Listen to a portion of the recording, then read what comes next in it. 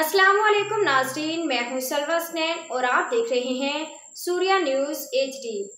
आइए नजर डालते हैं आज की अहम। कोयटा शहर में तजावजात के खिलाफ कार्रवाइयाँ जारी। Commissioner Quetta division administrator metropolitan corporation Quetta Mohammad Hamza Shafqat की हिदायत कार्रवाइयाँ अमल में लाई गई।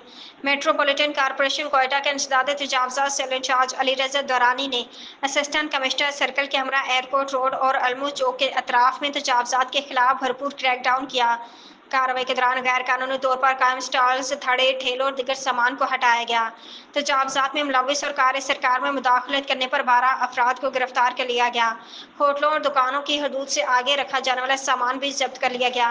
याद रहे कि आलमू चौक को मेट्रोपॉलिटन कॉरपोरेशन कोयटा की जानब से नो कार जोन और नो पार्किंग जोन करार दिया जा चुका है, जबकि commissioner Quetta division administrator Quetta Mohammad Hamza Shafqat ने वाज़ेह किया है कि शहर में तजावजात किसी सूरत बर्दाश्त नहीं की जाएंगी। आवाम से अपील की गई कि वो फुटपाथ, सड़कों और अवामी मकामात पर तजावजात से गुरेज करें और शहर को साफ और शफाफ रखने में अपना किरदार अदा करें।